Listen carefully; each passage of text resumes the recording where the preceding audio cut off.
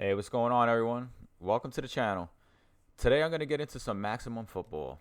I'm going to give my thoughts and opinions of the game. Now, this is not going to be like the way others review the game. This is going to be from a different point of view that I don't really think a lot of people talk about as much, and that's the in-game user interface and the in-game user experience. A lot of people tend to mainly focus on the gameplay for the most part, which, don't get me wrong, that is obviously important, but in my opinion the UI and the UX is just as important because I believe that could also make and break a game as well. I also want to share my personal experience with the game as someone who I deal with vertigo issues, so that's why talking about the in-game UI and the actual in-game experience is really important to me. So if you're curious about how this game is going to affect both our playing and viewing experience, just please just keep watching because I'm gonna give my opinions and on how these little fixes here and there they can really have a big impact on just the overall in-game football experience. Okay, so let's start things off with the UI for the play call screen. And just a quick heads up, I'm gonna also show you examples of two other games that get it right with a cleaner, organized look, which helps the user's overall experience. So a few things here. The first thing you'll notice is the playbook UI is small. It should be at least the same width of the scoreboard banner from left to right. Also, remove the wording of the formation and defensive play banner within the play art.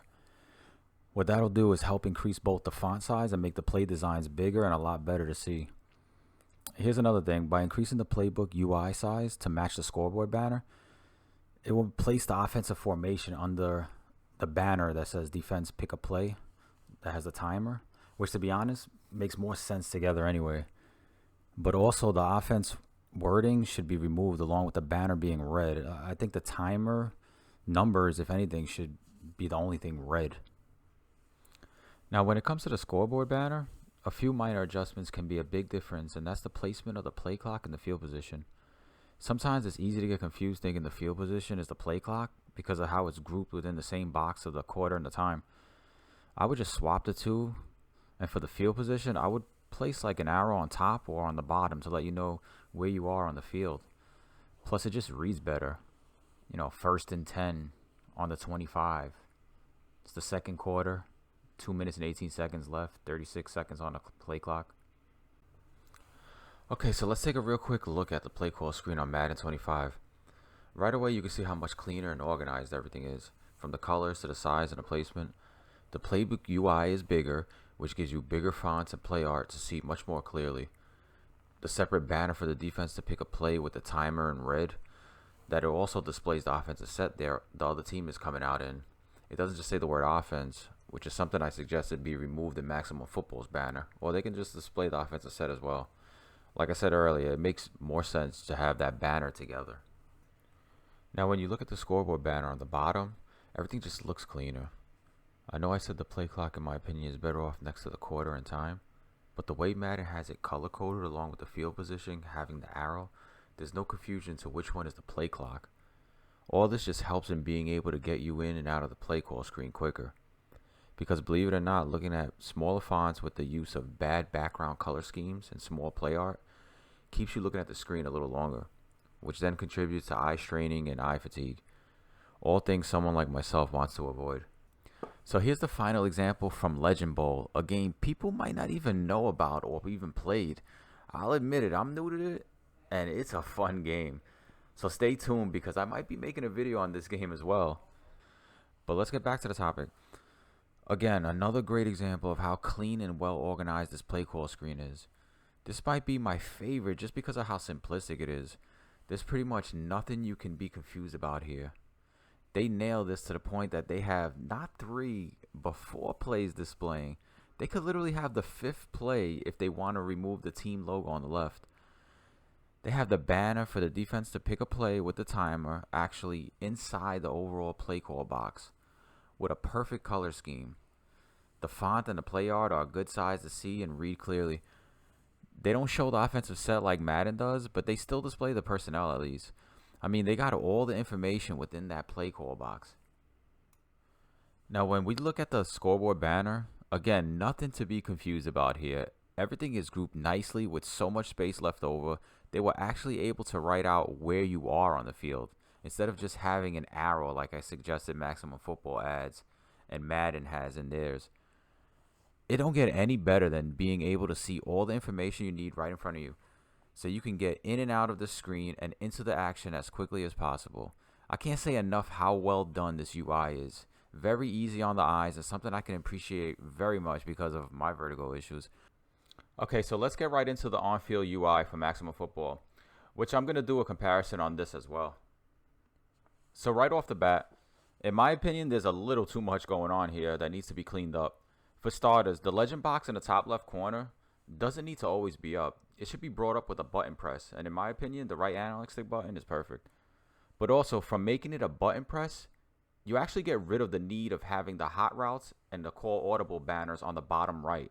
If you notice, the legend box already tells you which buttons those are, and eventually you're going to learn the buttons and no longer need to see that anyway. Also, what doesn't need to be shown are all the name tags, because as you can see with the quarterback and the running back, the name tag for the quarterback is over the running back, and the running back doesn't even have a name tag. He just has his button icon and it's under the quarterback, so that's a little confusing. They're better used for when you're cycling through players, and I would remove the red background, along with the position and jersey number tags, names only. Now the button icons over the players, I would keep or make optional to take off. But either way, I would increase the size of them and do a better job of defining the PlayStation buttons. But the thing that bothers me the most is the on-field arrow. It's way too big, placement is bad, the important info you want from it is tiny and partially blocked because of the name tags. The play clock, the down and yardage is what should be the highlight of the arrow, not a huge team logo. So that obviously needs to be reworked. And we're going to jump right into Madden's on-field UI to compare. So here we are on Madden, and as you can see, the only banner on the screen is the pre-play banner, displaying the button to press to bring up the legend that shows pretty much the buttons for everything else. This was an online game, so the other banner you're seeing up top is displaying the opponent's username. The other thing you'll notice is that only the name tag is being displayed under the player being user controlled, which is the quarterback. Now look at how much better the on-field arrow is on Madden.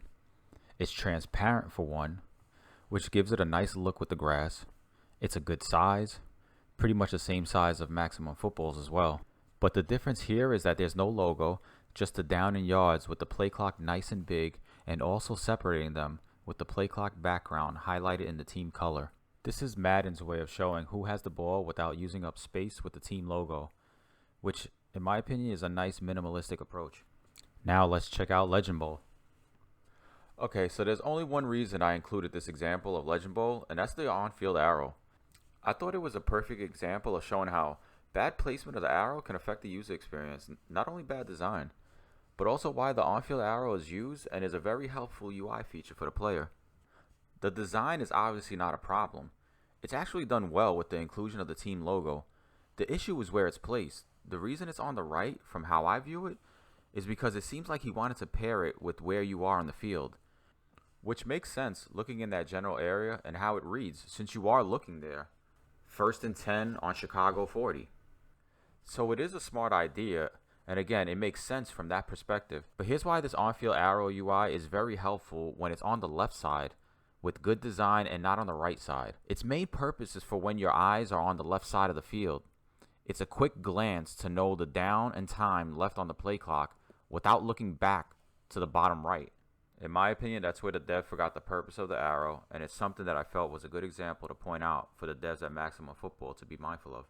Now, hopefully these are things they will eventually work on and get right. Not game-breaking issues, and these are minor tweaks that are easily fixable.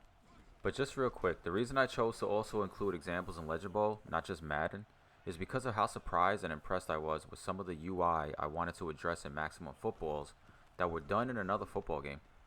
I just felt this game did UI stuff pretty well, and it could only help to improve Maximum Football's UI and UX to have as much feedback as possible. I'm going to do another part to this video because there are more things I wanted to go over, but I didn't want the video to be extremely longer than it is. It's my first time getting into doing this type of video, so I wasn't sure how I wanted to approach it. So I want to say thank you for watching and stay tuned for part 2 as I get into more of the UI and UX and one of the things that bothers me because of my vertigo issues. Have a good one, be safe, and we talk later.